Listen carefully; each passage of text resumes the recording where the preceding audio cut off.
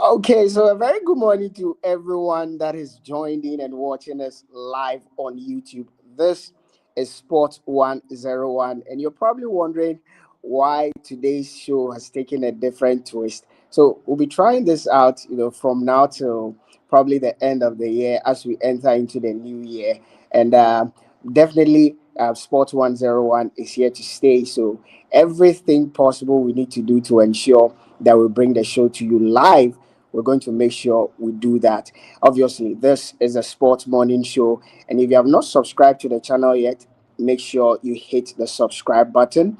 And if you are live watching us right now, kindly share the link with your friends wherever they are, and let them join in live. It's a Monday morning, and we are here to talk sports.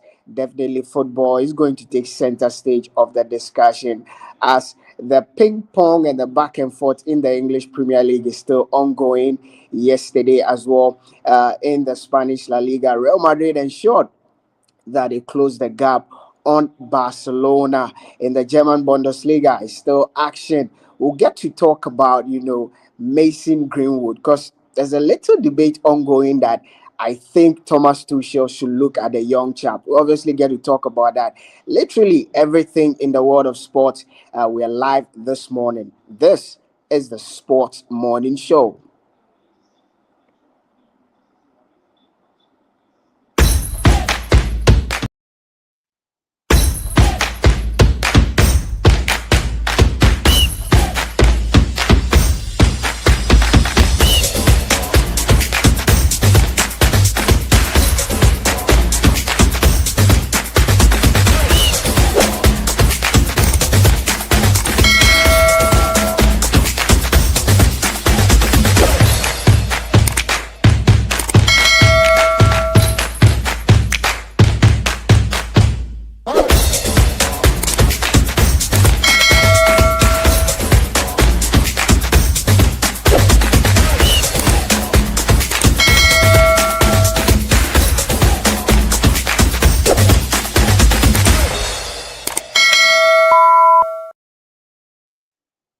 So, welcome back to the show. This is a sports morning show right here on Sport 101, the YouTube channel. Like I said, if you have not subscribed yet, make sure you hit the subscribe button, and you can, be updated every time we go live, every time a new fresh video is uploaded, so that you'll be abreast with our content. It's virtually everything sports, and you will love our content. So make sure you hit the subscribe button, make sure you hit the notification button, and get to join the Sports 101 family. You're probably wondering where the team is, Sami, Kofi, and the entire team. They'll join us pretty shortly, and I will get into the discussion as we always do. This morning we're here to talk about sport. Before I introduce the guys and we get the discussion rolling, let me run by you some happenings in the world of sport, and obviously let me run by you the results from the weekend action across the various leagues in Europe. Let's start from the English Premier League. On Saturday, Chelsea beat Everton by 2 goals to nothing. Liverpool also continued, their rise from the abyss they found themselves by beating Brighton by 2 goals to nothing. Burnley at home lost to Fulham by 3 goals to two. Arsenal, without a single shot on target, have found a way to score 2 goals. They defeated Wolverhampton Wanderers by 2 goals to one. In the Spanish La Liga on Saturday as well, there were games. Barcelona defeated Osasuna by 2 goals to nothing. Rafinha with both goals. Mallorca defeated Elche by 3 goals to one. Atletico de Madrid ensured that they stay in the conversation for the title in the La Liga by beating Valencia by 2 goals to one. Ratafe lost at home to Espanyol by a goal to nothing. In the German Bundesliga, Mönchengladbach at home lost to VfB Wolfsburg. Frankfurt also defeated Augsburg by a goal to nothing. Hoffenheim were the heavy, victors over the weekend in the German Bundesliga as they defeated Hamburg by 4 goals to one. St. Pauli defeated Heidenheim by 2 goals to one. Leverkusen also beat Cologne by 2 goals to nothing. In the Italian Serie A on Saturday, Torino defeated Camoranesi by a goal to nothing. Parma lost at home to Lazio by a goal to nothing. Atalanta, being led by Lukman and his charges, defeated Cagliari by 2 goals to one there yesterday. In the English Premier League, Manchester City, they are on the heels of Arsenal. They defeated Crystal Palace by 3 goals to nothing. Ryan Cherky was in impeccable form there in that game. Nottingham Forest shockingly defeated Tottenham Hotspurs by 3 goals to nothing. Sunderland in the derby game against Newcastle. That game was very, very, very hot there.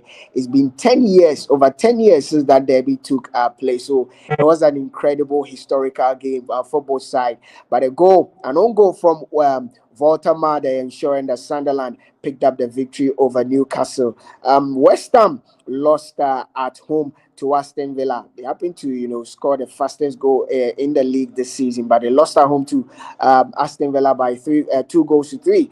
Brentford in the final game on Sunday drew 1-1 with Leeds United. I'll be running by you the league table as the discussion goes on, but there's one major story that is making round across Europe and in England is whether Thomas Tuchel should be looking at Mason Greenwood, because the guy is a top scorer for Marseille as well as in the French league.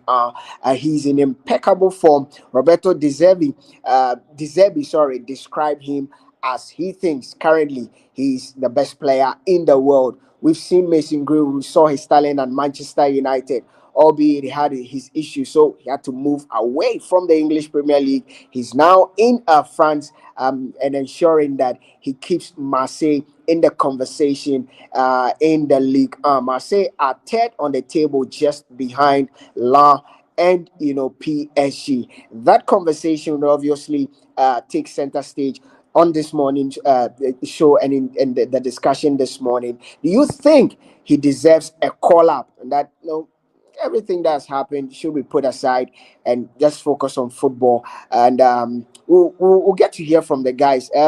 Kofi and the lights are on, and let's start off the discussion and in relation to what happened over the weekend. Like I said, I'll be running by you the league table, and I'll run by you how the various teams are faring on the league table, who is leading in which category in terms of the stats and in terms of the numbers. Erling Haaland obviously is leading the pack in terms of the goal king race in the English Premier League. Kylian Mbappe as well leading the goal king race in the Spanish La Liga. In the German Bundesliga, no, it won't be news. Harry Kane leading the charges there. So we'll putting across all these information as we get into the discussion this morning right here on the show.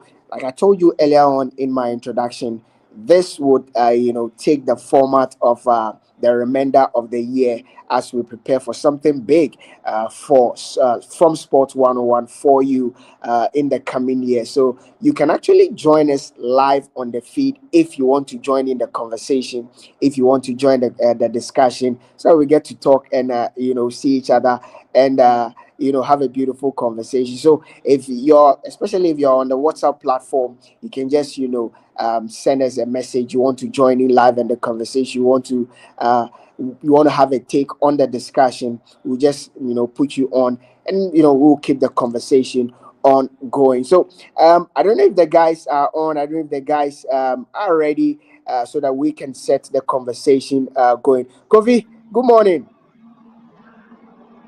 Yes, good morning. Yeah, how are you doing? Yes, very well. Yourself? Oh, I'm good. I'm good. I You've mean, been talking, sir. You've been talking, sir. but that's the nature of the job. We talk for a No, living. I mean, no, I mean, but you've been talking, sir. Anyway, I'm Anyway, fine. Yourself? Yeah, I'm fine. Yourself? Yeah. And Bossman himself joined us. You see, when Liverpool started winning, he's joined in. When they Yeah, were we losing, called him. We, they were to we called down. him 2, 3 weeks ago. He never showed up. He's found it Don't be convenient to show silly. up today. And Don't be silly. I mean, Bossman, No, I mean, it's been quite a torrid few weeks for Liverpool, but I think our troubles are almost behind us, and we will definitely, bounce back and show some guts. okay. I think the league is still open, so yeah. It No, hasn't it but hasn't been easy. if Pio says the league is still open, it means that he entertains thoughts about winning the league. Really? Oh, of course, I mean, there's Now, a if Liverpool possibility. can win the league, yeah, if Liverpool can win the league, then Man United can win the league. Yeah, I Obviously, think Man United are still in the league. Chelsea are in the league. No, we are not in the league race. Um, Please, we don't want any pressure. it's still wide open. Yeah. okay. Anyway, guys, let's get into that discussion. We'll get to talk about the Mason Greenwood. That will take center stage of our discussion. But let's do a rollback. On the happenings in the various leagues across Europe. But there's no better place to start off from the English Premier League. Okay, I'll start off with you. I mean, over the weekend, Arsenal, it's tough, but they found a way, go past Wolves. They didn't have a single shot on target, but scored two goals. The game ended 2-1, albeit two own goals from Wolves, and Arsenal still ensured they keep their 2 point buffer ahead of length buffer ahead of Aston Villa. I mean, what do you make of that game? Arsenal, the way struggling to find that again, six and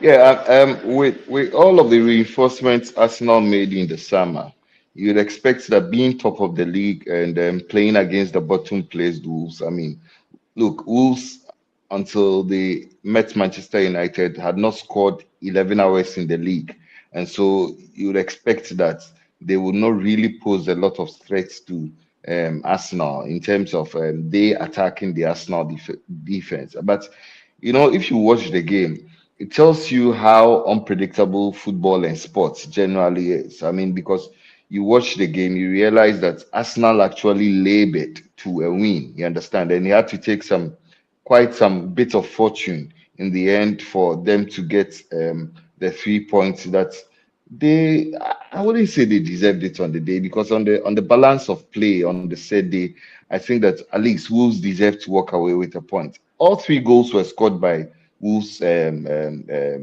that said game. You understand? I mean, two own goals, and then they had to score a goal of their own also.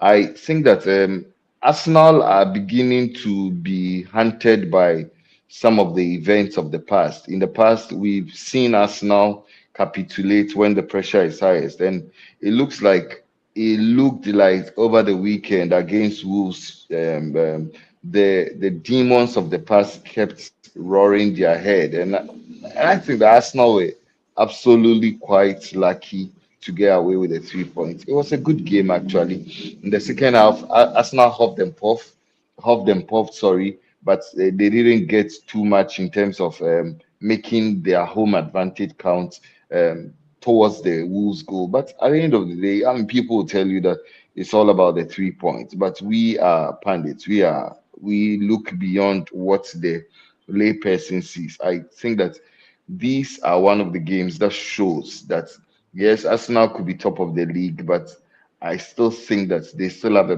lot of buffering to do mentally if they are going to get over the edge of winning the Premier League. Thierry Henry said something quite poignant the other day when Arsenal, I think, that lost to one of the games they Aston lost Villa. recently. Aston Villa, yes, Aston Villa, yes, Aston Villa. And he said that the weight of expectation, especially when you have not won something in a long time, it could even be bigger than what it is that you can win towards the end. And I think that it's playing out very well in the words of Thierry Henry. Look, Arsenal are under pressure. And I do not like how they are reacting to the pressure because City are just 2 points away from them. A long time ago, not too long ago, it was 10 points. Now it's been trimmed down to 2 points. And look at the chasing pack. Everybody seems to be hungry. City seems to be getting into the kind of gear that usually they get into when we are approaching this time of the year. And so good win, but not too convincing. And for me, it leaves the proponents of the people who think the proponents of the theorists we think that Arsenal would probably bottle this league with a lot of ammunition. Daki. Pius, I mean, what do you make of that game? And I think the conversation around Arsenal and that it looks like they can't handle the pressure.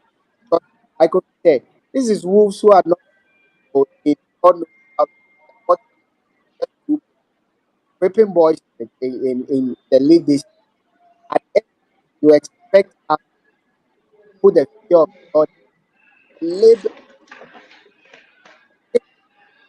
goals for Wolves to ensure that Arsenal, and pick that the final goal came in the ninth.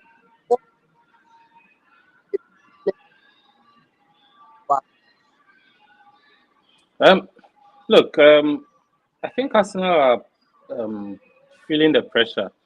When the season started, um, people predicted Arsenal were going to be, huge title contenders, and true to the predictions, they were actually um, doing pretty well. I mean, they were cruising almost, and City were reeling under pressure, losing games here and there. And now it seems Arsenal are feeling the pressure, not just from City, Aston Villa lurking around, Chelsea, they were also cruising, and they've had some few setbacks. But if you look at the league table, I think it's just 3 games. 3 games can change the league table, the top 6 positions. And this December will prove very vital for Arsenal. If they maintain their winning streak and then go past the busy, festive fixtures, I think I'll still tip them to win the league. But if they crumble under pressure and City, overtakes them, or even I don't I don't think Arsenal can win the league. But if City are able to, take over the top spot, Arsenal might crumble under the pressure. And knowing what their past experiences have been, they haven't been able to handle these kinds of pressure. And I don't remember the last time they won the league. 23 years. They've tried and tried, and it's always been, the last few months. That's when they just crumble. So judging from what has been happening in the past 3, 4 games, I think the pressure is coming, and this is where we all need to see Arteta's mettle. Arteta needs to win this. I mean, if he fails to win this, I think he'll be gone at the end of the season. They must win this. Unfortunately for them, a lot of teams are also building up momentum. I mean, Liverpool have been abysmal, the past few weeks, um, coupled with a lot of issues we might get into, later on. But they seem to be finding their mojo now. We'll definitely play against Arsenal. Arsenal will have to play City again. We'll have to play Man U. We'll have to play Chelsea again. I mean, they need to win these matches. If they fail to win them, I think they might the league might slip. And so let's see what happens. It will be an interesting few weeks from today. Yeah. Guys, those watching us, I want to have your take on what we're talking about. Do you think that the pressure is getting, or once in a while you have help? Live chat. Let me know. Please. Want to know your thoughts on that. As I said, we are live. The different ways to show this, but Another conversation in relation to Arsenal has been Victor Jokeres. Everybody thought that okay, the conversation I think last year they get a striker, and if they get a striker, I think Arsenal they are set and done. But ever since this chap from Portugal, he's not found it easy. He's struggling to get goals. In the last 5 games, he's failed to score. Yesterday, he was very, very poor to the extent that he had to be taken off. Why do you, Kofi, why do you think one Gokeres has not, found his feet yet, and why is Arsenal struggling to integrate his style of play into their? Well, look, for anybody coming into the EPL, you need time to adapt. I am quite impressed by how well Ekitike has been able to adapt playing in the league.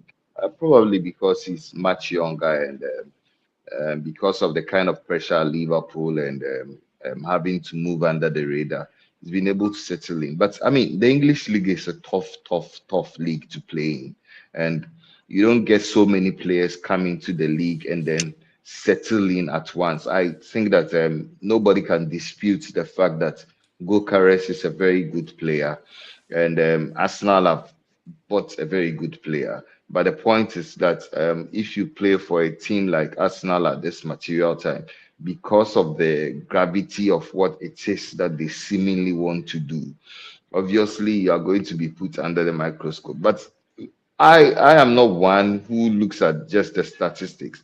I watched this game over the weekend. I think that Gokares played very well. You understand? I think he played very well. I loved his hold up play, how he was able to hold up the ball, get other people walk, dropping in, and then linking up play with the rest of the guys in the midfield and the attacking set.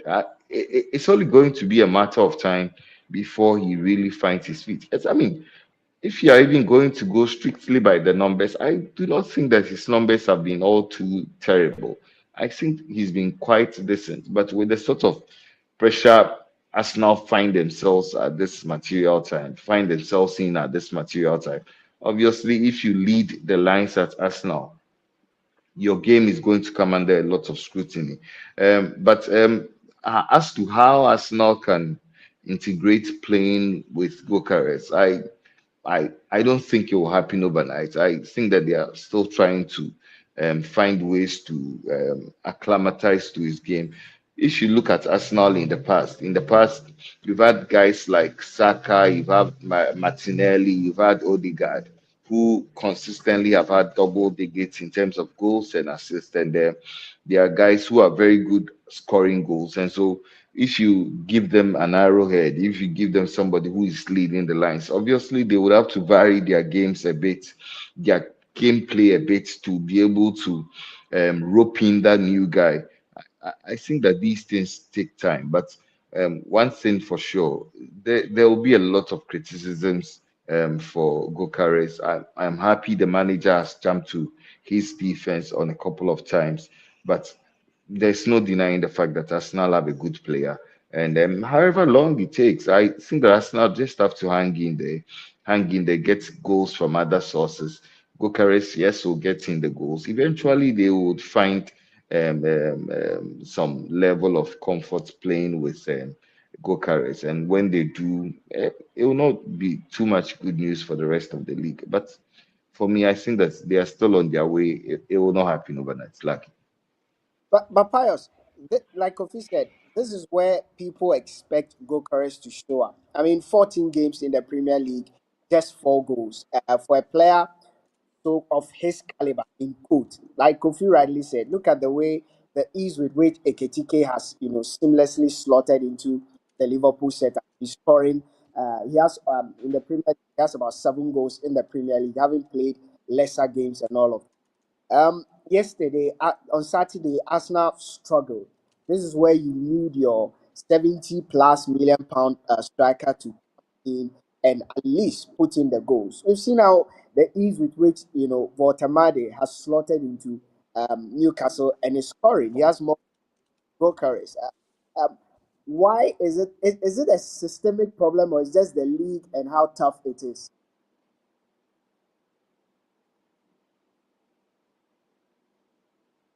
Um,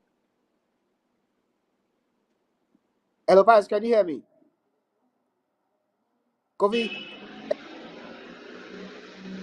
Yeah, I think the Pius. Kofi, is it an issue of the system Arsenal is playing, where you rightly said Saka has been scoring, Martinez, so they are used to that, and so it will take time, or it's more of how tough the Premier League is, and when you're a new guy, they don't give you time to settle.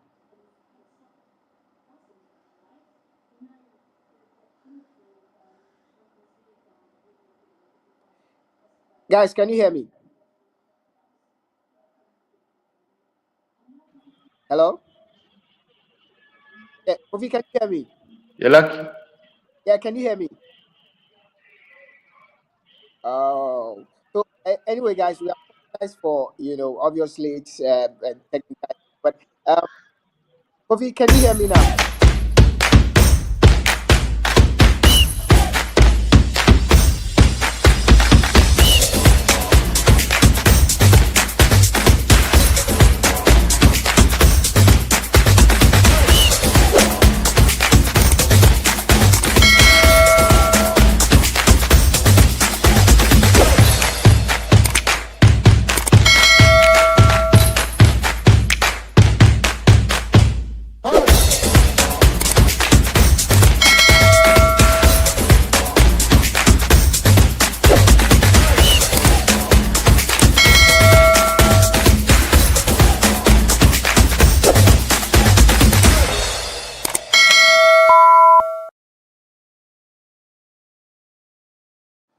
So you're welcome back to the show, and sorry for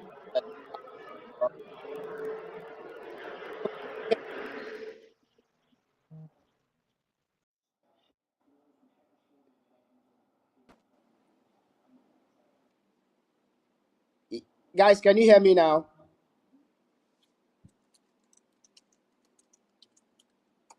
Because I can hear you.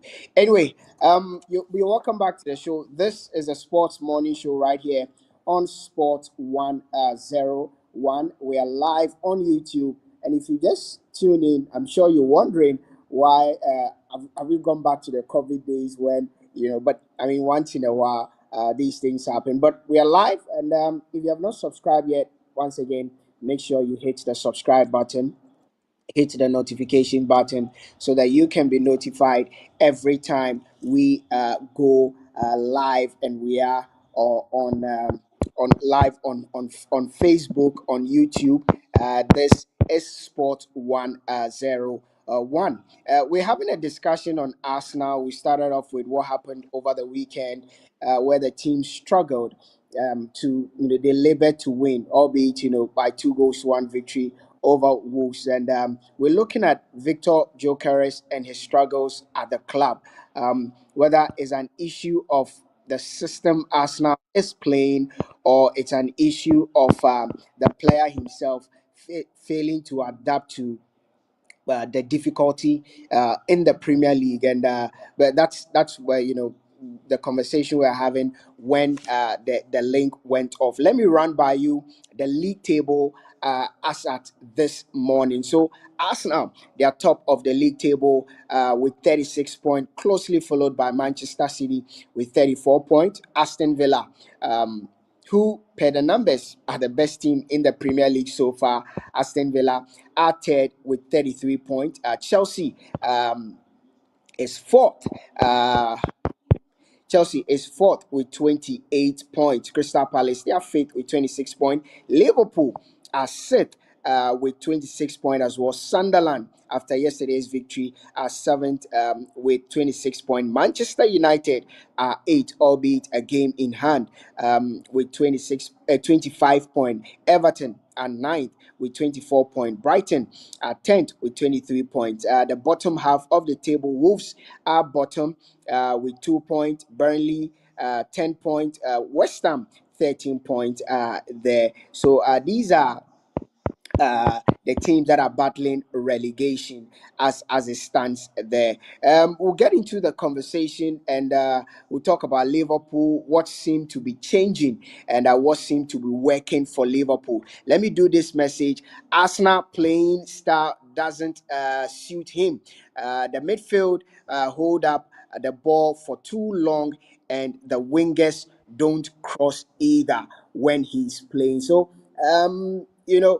Blazers believe that it's the playing style of Arsenal that is not suiting Victor Gokres. He believes that the midfielders hold on to the ball too much, and the wingers and the fullbacks, they are neither crossing the ball or looking out for him when they have the ball. Also, he says that, let me get this comment there. Ask Voodoo Man and his people why they have been absent from the page, or they've also, they're also waiting for their, consecutive win. I'll ask him, obviously. I'll ask him. But guys, can you hear me now? It's better now. Yeah. Yes, I was actually one of our viewers, I literally pointed out the question I was asking, that some have alluded to the style of Arsenal, which is not helping the player score more goals. Some believe that the midfielders hold on to the ball too much. The wingers are looking to score instead of playing through their arrowhead. Pius, what do you think is the reason for the lack of goals for Victor Gyokeres? Because Ade is scoring, Eketike is scoring. Why can't Gokores score for a team like us now? You expect that with the materials they have, their strikers should be hitting double figures by now. No, you see, I don't know, but I don't know whether it's a positive thing or a negative thing for Arsenal. They seem to rely so much on set pieces and throw-ins, and corners to score their goals. And as soon as that becomes a challenge or a problem, then they struggle to score. But then they have some of the best creative players, the league has. And with a player like Gyökeres as their arrowhead, they should be able to supply him, play to his strength. Gyökeres likes to run, make runs that these creative players, if they can find him, he can score the goals for them. But you see us not trying to always rely on, corners and free kicks. Yes, at times you can use that to get out of difficult games, but I feel they have the potential to work goals and then score them, with all the creativity they have. I mean, if you look at AZ is one creative player. They can deploy him, Saka, even Madueke on the wings. They can all be outlets for supplying, these chances for their lead striker to score goals. And thankfully, they also have Jesus back. They should be using their forwards to score more, because if they are going to chase the league and the Champions League, they need their strikers firing at all cylinders.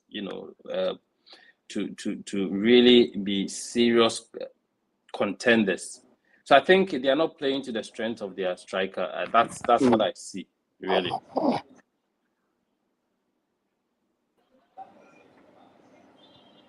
Yeah. Can you hear me now? Yeah. I think I agree with Pius. Look, we all acknowledge that there are 1,001 ways to get goals, but when you make set pieces the central theme of what it is like to get your goals, obviously there are going to be a lot of distractions, and I think that it all boils down to coaching.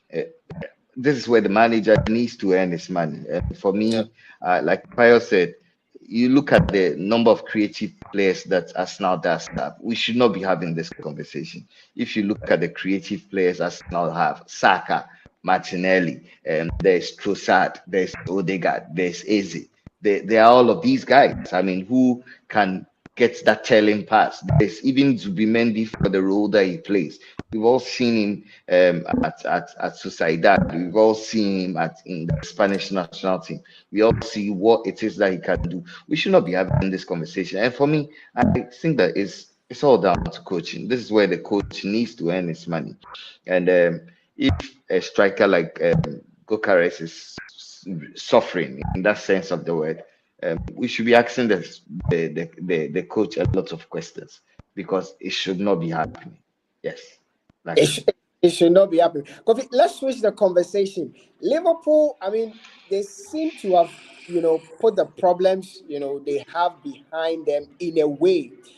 They went on the road to beat Inter Milan in the Champions League. The league on Saturday as well. They picked up a victory. Are their problems over, or is just one of those things? look, I will not be able to say their problems are over, but it's a good spell they are having. If you've watched Inter Milan are a very good team. I dare say one of the top four best teams in Europe currently. Because look, if you look at the level of quality that Inter does possess, and from their defense to the goalkeeping to the midfield to the strikers, they are a very good team, and they are a difficult team to beat. For Liverpool to hang in there and then win at the death by that Soboslai penalty kick, it tells you the level of quality that Liverpool does possess. And look, we can throw Liverpool and make fun of them, but the point is that nobody can dispute the fact that Liverpool does have a lot of quality. It's about the coach finding his mojo and then finding the players who best fits the positions that they play, and then making everybody feel integral. You understand? I think that the issue about Liverpool has been quite basic for me. It's about the fact that the coach previously was not playing people who really had to play in the various positions that they were in, and these players are no robots. Once you start going on a losing streak, it start entering your head, and then even the levels that you yourself can play at, you start having doubts about your personal game. You understand? So I think that it's good that Liverpool has had good games at the Santiago Giuseppe Meazza Stadium in Italy. Very difficult ground.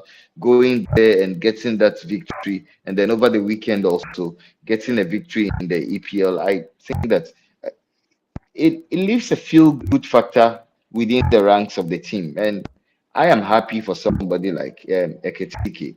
For Yeah. so long a time, we've said that, look, this guy is a young man. We all know of his exploits. We followed him from PSG to wherever he went to Germany, and then back Eintracht Frankfurt, and then back to the French national team, and then back to Liverpool. We all know the potential he does carry. You understand? A lot of people actually felt that if you're going to get Ekitike, there was no need getting what's his name, the Isak. You understand? But Liverpool made that decision to go with Isak also. But happy for Ekitike, took two goals brilliantly. Let me tell you something, Lucky. Um, I've said this. It's easy to play for Chelsea. It's easy to play for Arsenal, sort of. It's easy to play for Fulham. It's easy to play for Bournemouth. Not so many players can play for Liverpool.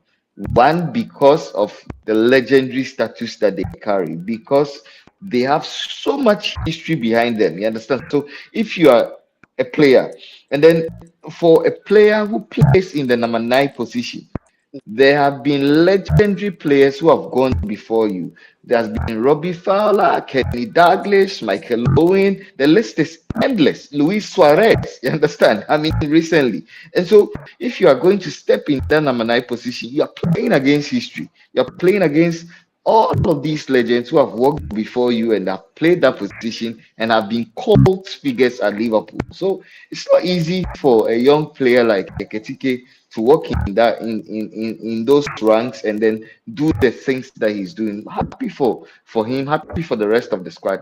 I actually hope that Slot is learning his lessons and then will not be just issuing names on the team sheet because of past reputations.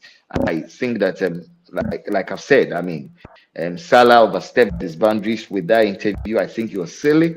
He went out of the line. He disrespected his teammates. I am happy that Liverpool are seemingly trying to manage the situation very well. But I mean, good couple of games for Liverpool, lucky. Paris, you are a Liverpool fan. I mean, what do you think has worked right for Liverpool in this? I mean, these past two games, like Kofi said, Inter, one of the best teams in Europe, but they found a way to beat them on the road. Then also over the weekend, they picked up, a win over the weekend. In the last two games, what do you think has worked for them that failed to work for them in over the previous, games they played, which they lost? Curtis Jones. Like, people, I don't know if you guys have been studying the guy in the past two games. Liverpool's midfield was, got destabilized with the introduction of, Florian Wirtz. If you observe Van Dijk's game very well, Van Dijk performs so well when the midfield is rock solid. As soon as you go through the midfield in a very quick pace, Van Dijk will struggle. But if Van Dijk, he performs well when he showed it.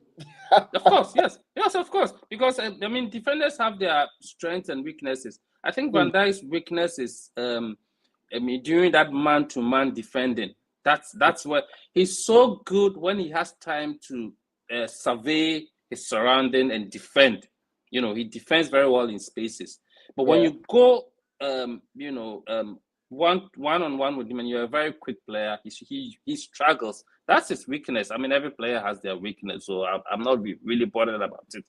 But then in the past, the midfielder he had those hard workers, like almost like the worker bees, always working, chasing every ball. So before you go through them, the pace would have gone down. Van Dijk can do his thing and just clear his line and all of that. So I think that's one of the difficulties we've had, during our difficult periods.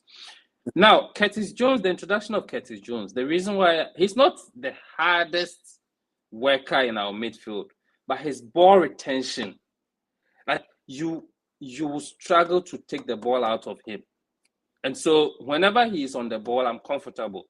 And if you check his statistics, I think he's one of the he has one of the highest passing accuracies in the whole of Europe, I think, in the Champions League, for instance, in all the games he's played in the Champions League. When he has the ball, he will not lose the ball, and he will always take the right pass. So I think Curtis Jones has been one of the difference in the team setup. I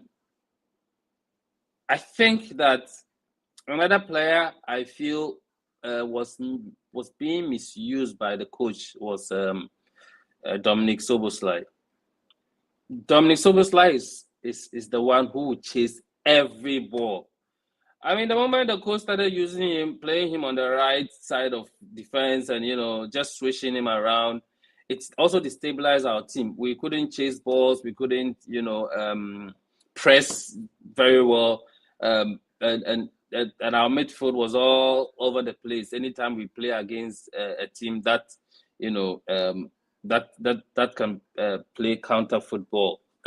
Man U did this to us. I think even Bournemouth, when we played against AFC Bournemouth, they were running at us every opportunity they get. I think he's finding some balance in the midfield, and then once that is done, I feel we would be all right. With our forwards, I don't think we have a problem with our forwards. Of course, Isak has his own problem. It's more or less a fitness problem, if you ask me. I feel Isak's problem is mainly fitness. Once he gets his fitness back, I think he'll be okay. Ekitike, everybody knows he's firing on all cylinders. I think he's been the best player for us, if you ask me. Because competing with Szoboszlai, I think they've been very good for us this season. Our defense, The only problem I find with our defense is that left side of defense. Kekes, I don't think he's really earned his money. He's a bit rash for me. He needs time to also settle in a bit. And this is why I expect the coach to make sure he starts him from the bench. Robertson will always give you a solid display no matter what. And then probably gradually introduce Kekes into the team, rather than throw him into the team all the time and he causing us a lot of losses. He's really cost us a lot of points this season. So I feel there are minor issues. If the coach is able to sort it out, we will be good, heading into this busy festive season. Yeah.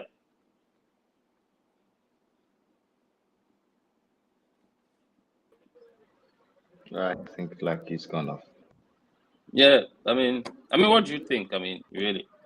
Well, I like you said. I mean, difficult run of games coming. It's going to be quite testing.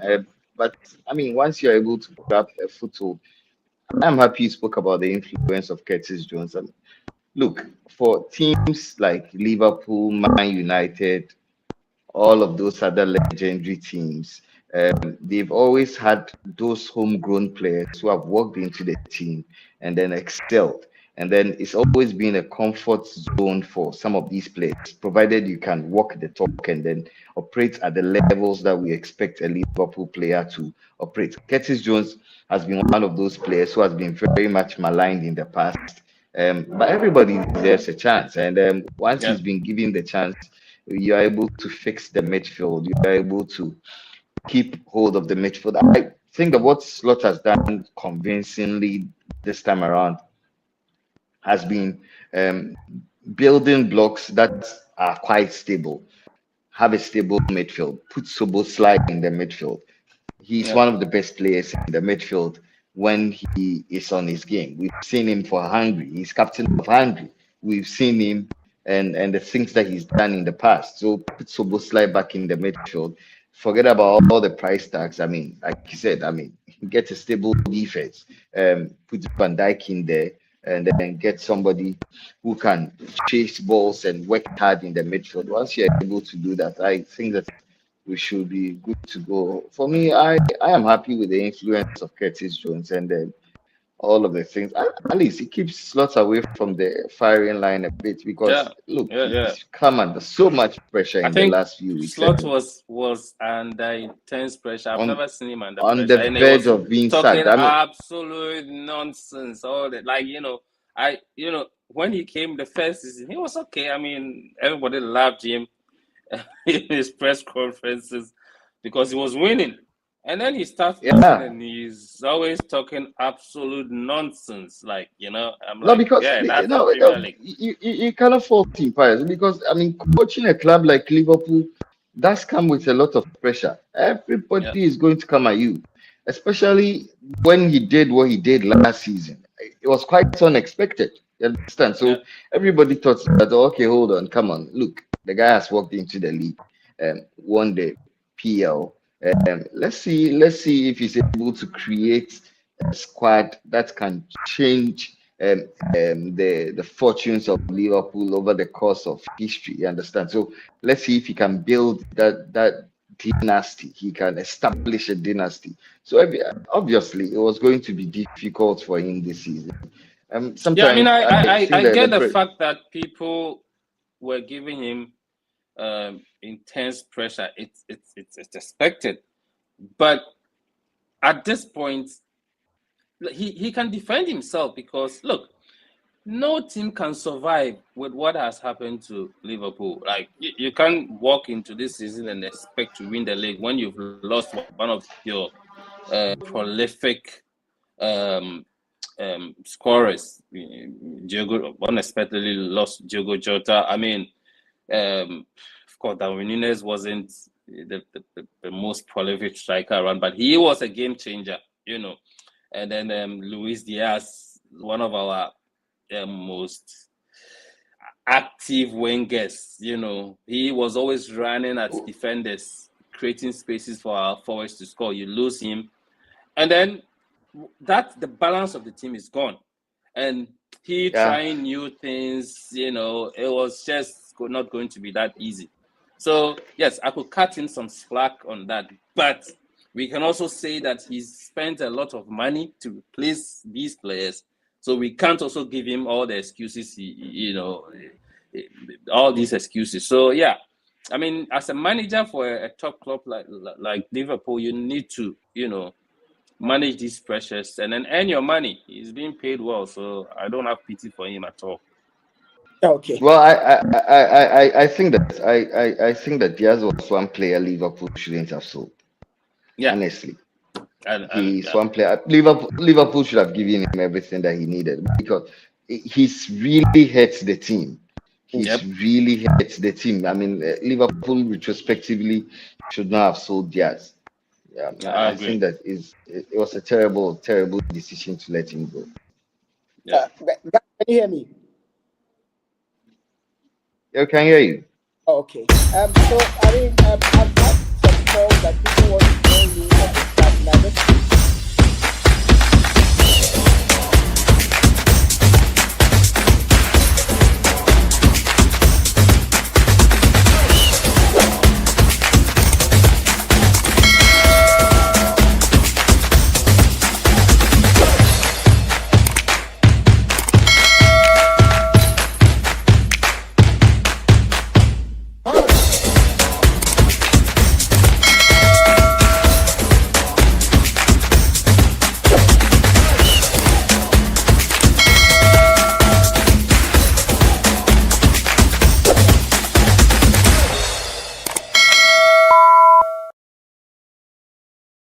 and whether he should be included in the English squad ahead of the World Cup, because he's arguably one of the most informed players out there, informed English young chaps or informed English players out there.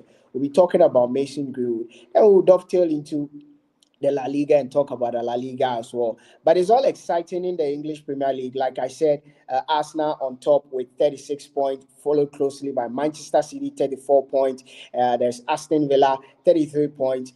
There's Chelsea, there's Crystal Palace, Liverpool, Sunderland. United play tonight. If they beat Bournemouth, they jump into the top four, because United will eventually be on 28 points. They would, overtake Chelsea if they have a better goal ahead. If they don't, they'll be on fifth position. But it's all exciting in the English Premier League. And please share the link.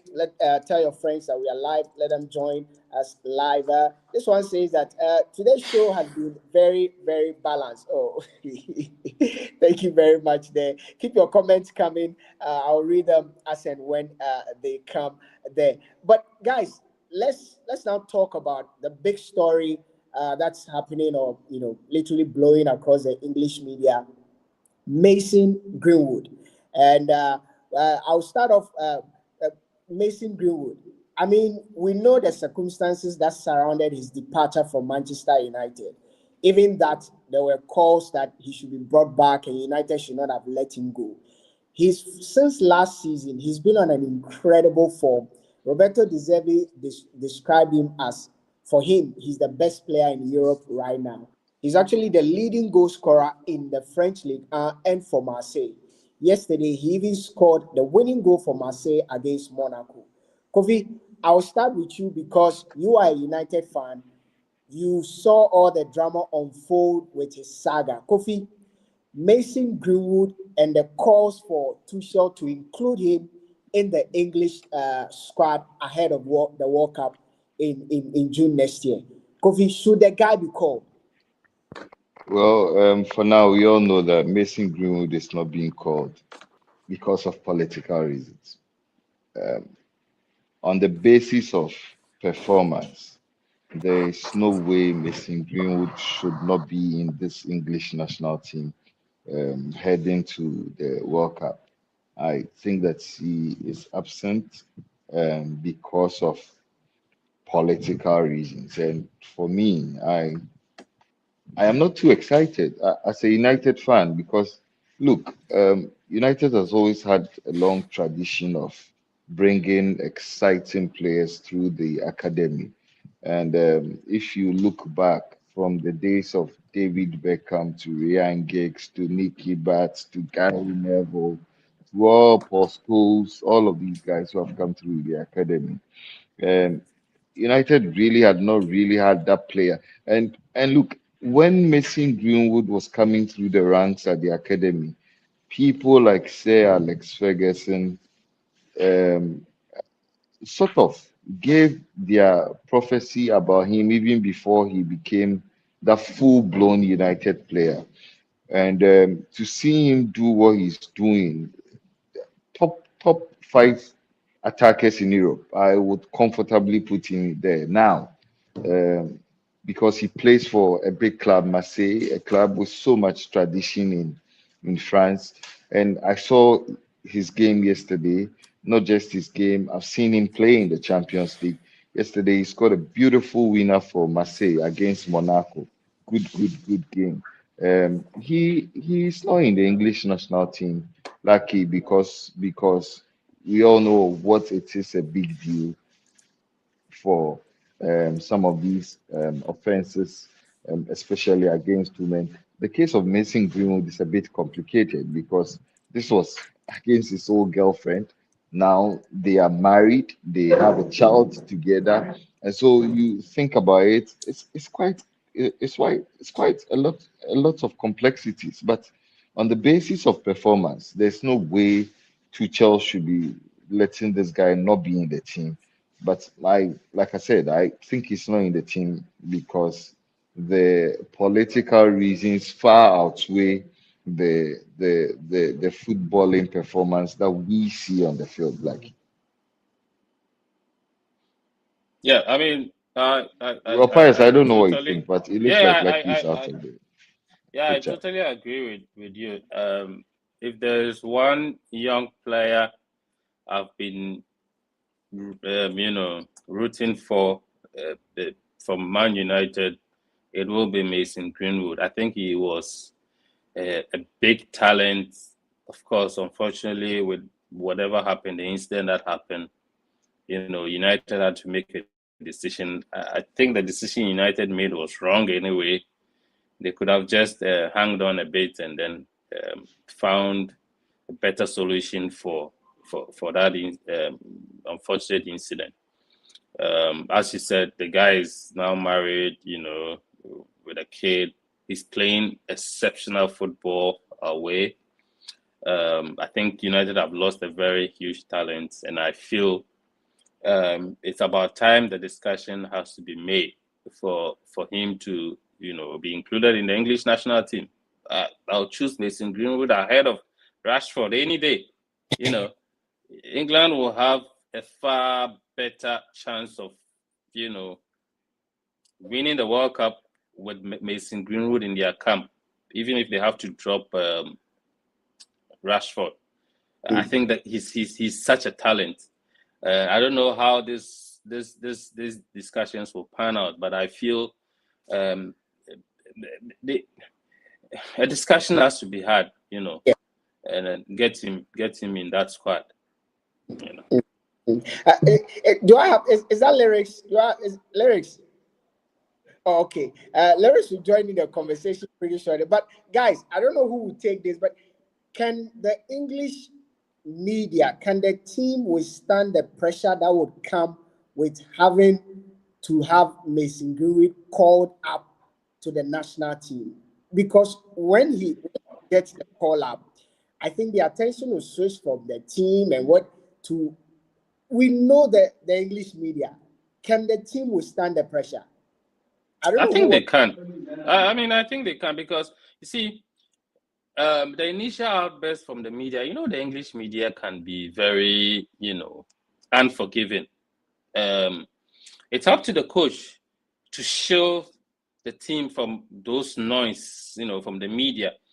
But what Mason Greenwood can do, to repay, that call up, is to perform. And I think Yeah. when he performs, the media will just shut up, especially when he fires, on all cylinders, they will shut up. and just walk up. I mean, we've seen worse situations. I mean, this is not the worst thing that has ever happened, for any player. And his performance can just shut the media up. Kofi, Well, I agree. I agree with Pius. Look, if you needed a manager for a circumstance like this, he has to be Tuchel. Yeah. I don't know how the Germans are built, but they are built for these kind of circumstances. They are tough mentally. They go about their business very well. They do not really care about the distractions in the background. They care about their team and their team only. So if you ever needed a manager for a situation like this, it has to be Thomas Tuchel. And like Pius Riley indicated, if he is invited to the English national team, and which I think that, I mean, on football reasons, there's no way England should be leaving him out of the team for the yeah, World Cup. If he's invited and then he goes onto the pitch and performs at the level that we know him to perform, look, I don't care. I mean, who are those guys playing on the wings? I mean, there's Phil Foden, there's Marcus Rashford, there's Saka. He's a better player than Saka. You understand? I don't care what the Yeah, of course. Arsenal Of fans course. think, Yeah, but of I mean, course. look, you cannot put Mason Greenwood on the same pedestal as Saka. No, no. I mean, this is a guy who proves constantly that on the biggest of stages, he's the guy you can go to. He's the guy you can rely on. He's the guy who can get you. People forget that yeah, in Ole Gunnar Solskjaer's season, in the season where I think Liverpool won the Champions League, that front three of Marcus Rashford, Mason Greenwood, and then my good friend, the Frenchman, what's his name? The guy, Anthony Martial. yeah, They scored more goals than the legendary Liverpool front three of Salah, Mane, and Bobby Firmino. So yeah, he is a guy who is not scared of the biggest stages. And I am glad that Lyrics is here. Lyrics knows deep down. I mean, look, he's a Church of Pentecost boy. I mean, the Holy Spirit is all around him, so he cannot lie on set. Lyrics knows that Mason Greenwood is a far better player than Bukayo Saka. And for me, England should just cut the crap and then invite the guy to the World Cup for me, yeah. or the squad for the World Cup. Yeah.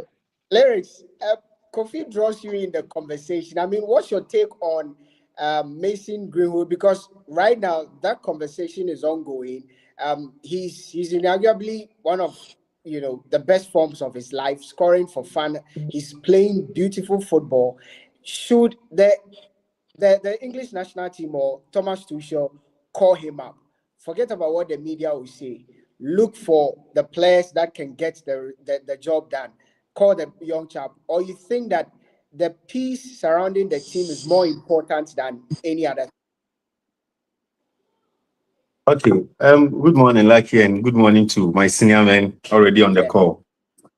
Yeah. So for Mason Greenwood, personally, how I detest Manchester United. I don't like Manchester United. Anything about them. But for people like Anthony Martial in the past, Mason Greenwood, there are players I've been in love with. Yes, because of how they play, particularly Mason Greenwood. And I was very sad when this whole issue about him and his girlfriend and all that's happening, and United couldn't defend the boy. It's even made me hate Manchester United more, because if you have a kid at this age with all these talents and he's in a situation, and as a club, you couldn't defend the guy, you couldn't defend the boy, looking at all that he could have done for the club, and then left him to be in the hands of all those people outside waiting to devour him. I think United didn't do very well, because I remember I think Foden also had a similar challenge some time ago, and then I don't know how that panned out, but he ended up still being in the Manchester City team, and then he was performing. Mason Greenwood happens to find himself in a similar situation, and then United couldn't help him. They had to let go of him. I've been following him, and yesterday, it's because of him, I've been following the French league, particularly Olympic and Marseille. Yes, yesterday I watched their game against Monaco, and you could just tell that the guy, anytime, any day, he is delivering, he is scoring, he is assisting, he is dribbling, he is doing all the way. So I think if he is called to this English national team, it will be a big boost for the club. You know, football unites a lot of people. And if he comes and he's performed, which I know he will perform, all these issues that he had in the past will be forgotten. Imagine Mason Greenwood scoring a World Cup final winning goal against Argentina. Imagine Mason Greenwood scoring that goal. Who is going to remember all the bad things or all the things that happened to him in the past? So I think, and just like Kofi rightly said, Thomas Tuchel is a very, very hard guy, and he wouldn't have time for all this English media. Look at how he's treating Jude Bellingham. No matter what the English media do, if Thomas Tuchel, decides not to give Bellingham a starting place in that team, no one can force him. You can't do anything to him because he's going to do what he thinks will help the team to achieve whatever they want to achieve. So if he's in for Mason Greenwood and he wants to have the boy on the team, wants to have him on the ticket to US, Mexico, and Canada next year, I think it will be a very, very good addition. And I trust Mason Greenwood to deliver when given the chance. If I were to be Thomas Tuchel, I would have called the boy a long, long, long time ago. And the argument about Kofi bringing Sakai and blah, blah, blah, all the way. You see, talent is not you're a church of Pentecost. You're a church of Pentecost. Talent is not enough. Talent is not enough. You need to stay disciplined. But yeah, Kofi, how if I don't know what's going to happen, but if eventually it does happen, Tuchel believes that I need this young chap's talent in camp. He calls him. How does he shield him from the noise? And even in camp, how does he protect him from ensuring that he becomes probably a victim of the situation? Well, I think that it has to be from the leadership at the top. I mean, Can you the hear people me? who run the FA. I can hear you. Can you hear me? I can hear you very well. I can hear Yeah, you. we can. Can you hear me? Like, yeah. Go ahead, sir. Yeah, I think that it has to be from the leadership at the top. I mean, the people who run the FA and all the people who I are can involved hear. with Okay. English football. They have to be the ones who become the first line of protection. Once they make that decision, obviously, all of the feminist groups and all of the people who are involved in human rights and all of that, and you know, the political part of this case, particularly, has to deal a lot with the finances, the major movers and shakers, the people who are going to throw the biggest money at you, are the ones who are going to come hardest at you because they are the guys who control the economy, who control the money economy. You understand? So obviously there will be some sort of backlash. But if the people at the top, even before it gets to the coaches level, the ones who are shielding the coach's decision, and then the boy eventually, I do not think that we should have a lot of brass around this. So like lyrics rightly indicated, if the guy comes into the English national team, I don't know why he chose to cite that example with Argentina, but we don't want what's the name of like your favorite French boy, the boy who made sure that Argentina won the World Cup. We don't want another episode of that. You understand? That boy who missed that golden chance in the extra time and then never found joy playing football again. But assuming he comes into that English national team with the level of talent this English national team. And look, if you look at the configuration of the English national team now, they have the right mix of players and talents to rub shoulders with every country in the world. And I feel that for so long a time, their coach was the problem. Now they have an A-lister. They have Thomas Tuchel. They have a coach who is not scared to make major decisions. They have a coach who is tactically up there with the rest of the world in terms of tactics. You understand? So if you throw in Greenwood into this mix of English national team players, you are getting a very good squad and a squad which, if I don't fear, is capable of winning the World Cup. So I mean, throwing in the mix, let's see what the political people, the politicians and co will come out saying, and then shield him from the top. Let the guy focus on his football, and then we see what happens. Yeah. Yeah, I mean, I totally agree with you, and I feel we should sometimes put these extreme sentiments aside and just allow people to flourish in the game. We can't afford to lose the talent of someone like Mason Greenwood because of some personal setbacks. I really hope that he will be added to the squad. Then we can all enjoy the World Cup. We want to see the best of talent on that World Cup stage and not these mediocre players here and there. Yeah, so I totally agree. Yeah.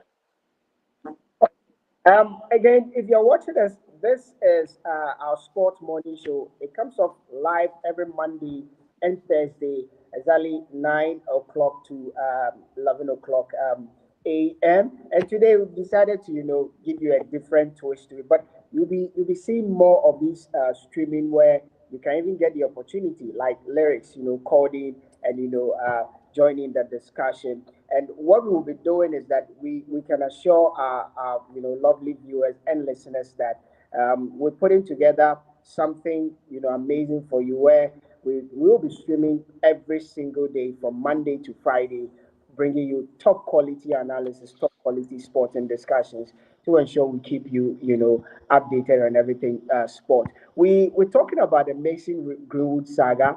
Again, your thoughts are welcome in the live comment section, in the live chat section. Let me know what you think. Do you think that the English national team or the Three Lions, led by Thomas Tuchel, should invite the young chap? And is it going to be, a distraction for the team? Or let me know your thoughts on this. But lyrics, can you hear me? Yeah, I can hear you. Lyrics, are you there? Yeah, I'm here. Okay. What I want to know is, I mean, we know the circumstances that led to his departure. We know that some of these national teams have sponsorship that is linked to certain organizations that do not condone some of these things.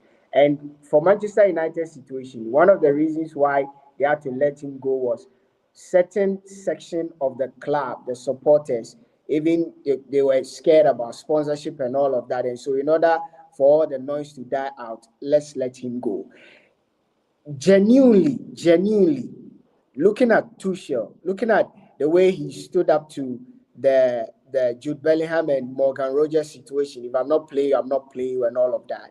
Do you think that if it just happens that he calls the young chap and some key members of the FA are not in agreement, the man will choose dropping the job or dropping the player? I don't know if you get my question. Because I think that it goes beyond what we, the fans, we want. I think there's more to this. Okay, so Lucky, you see, as you see, Kofi mentioned, Thomas Tuchel is someone who seems to be built differently, and he never lacks suitors. I don't think he's going to lack suitors. He has a contract. I think in his contracts there are terms and conditions that may not be known to us. We don't know about the type of players he will want to select, how they are going to deal with it. But the thing is, we all want the best for our country. We've all agreed to hire Thomas Tuchel to lead us to the promised land. Southgate has tried the Euros, the World Cup in previous seasons, previous years, and we all know where they got to. Now, Tuchel is in the helm of affairs. For what happened at Manchester United, I feel, just as you mentioned, it was more about the sponsorships, the big men at the top, other agencies that were funding Manchester United and all. But this is the national team. And I don't know about sponsorships, about national teams and how, but I think they are a bit different from the club-related issues. I think if Tuchel sees it right, sees that, okay, this is a guy I need and I believe he's going to help my team, he's going to make an input that's going to propel us to maybe winning the World Cup and all. It's all about communication. He will communicate it to the FA or his employers that I need this guy on board. It's either him or maybe I go. I think you saw what happened at Chelsea. I think he will be a man to maybe defend whatever he wants to defend, this guy or no one else. But for all you know, I don't know the talk about Tuchel and Mason Greenwood as it stands. I don't know what is happening with him and the FA. You don't know the agreement they are having now. But personally, I believe that if Tuchel sees that Mason Greenwood is going to be a good fit, he's going to help his team. He already cited an example of himself and the Bellingham and the Morgan Rogers guy. I don't think the FA will have that final say on who he is going to select for his national team. This is not a Ghana Black Stars or the Cameroonian national team where Samuel Eto'o will say that I have my squad, the coach also have a squad and what have you. No, this is a man of his words, a man who has seen it all. He has won the Champions League. He has won the League One in France. He's a winner. He's a serial winner. So I don't think he will go to whatever the FA will say, whatever the sponsorship or the sponsors are going to say. Maybe if he sees that Greenwood is the man I need to help my team, it's either him or maybe I will leave the job for you to bring back your Southgate. So that is it. Okay. All right, guys. I think that that you've heard from, this season pundits. You heard from Kofi, you heard from Pius joined us, for the first time in a long time. We're also joined by, one of, our lovely, viewers, listeners, a fan of the show, a brother, Mr. Lyrics. Yes. Papa Lyrics. He joined us this morning on the show. For those who are the only Arsenal supporter in Kwesiminti. I'm not a Kwesiminti boy. I'm not a Kwesiminti boy. That they want to join, but I don't know. I was trying to send a link to them, but we will do that hopefully next time. But it's been a great show. We appreciate your support tonight. As always. You don't want us to talk about United playing tonight. United are playing tonight. Yeah, United are going to beat Bournemouth tonight. Tonight. We are going to beat Bournemouth tonight. It should not be something that we worry our heads about. Bournemouth are going to take no less than 3. We'll do a send-off party for Mbeumo and Ahmad and what's the name of that other lad who came from Mazraoui. Yeah, we'll do a send-off party for them. Proper beating of Bournemouth tonight. We'll trash them 3-0 minimum. So if Mbeumo goes, how are you guys going to? No, forget about if Mbeumo goes. Forget about if Mbeumo goes. No, I'm just seriously asking, how are you guys going to survive? No, if Mbeumo goes, the savior is born. It's Christmas. Come on, Pius, it's Christmas. I think Mbeumo has been the difference in the United team this season. Agree. He's involved in almost everything good United does. So there should be someone to replace him. Else there might be this same crisis, we've been talking about.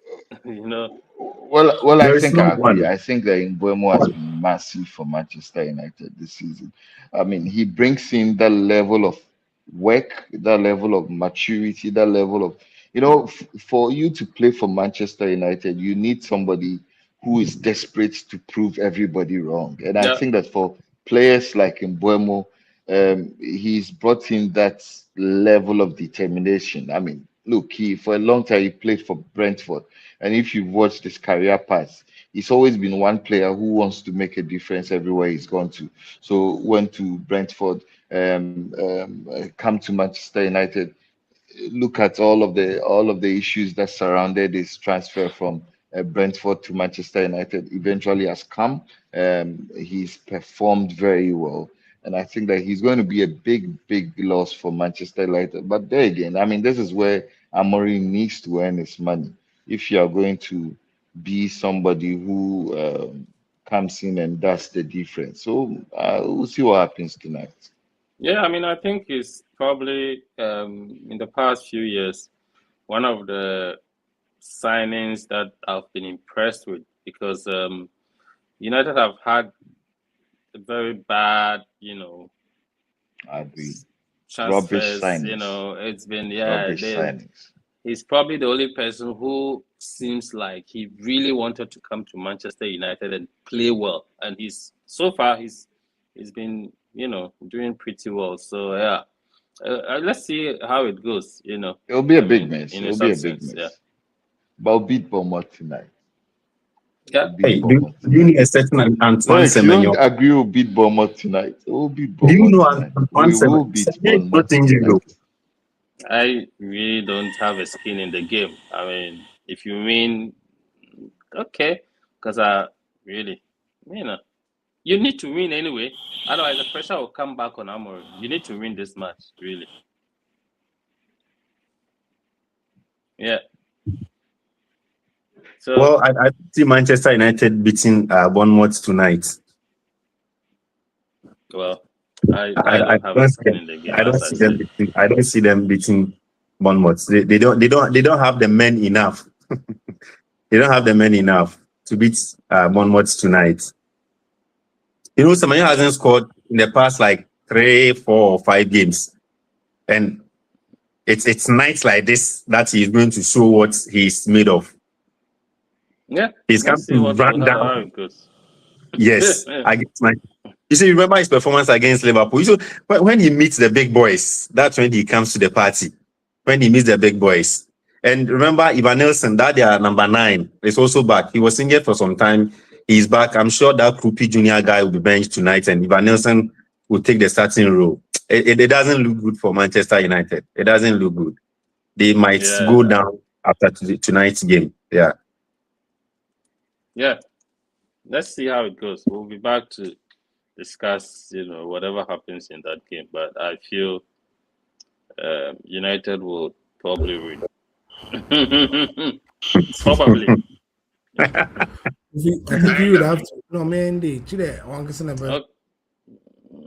Guys, thank you for joining us for today's show, and we hope to bring you more of these, in the ensuing days and weeks.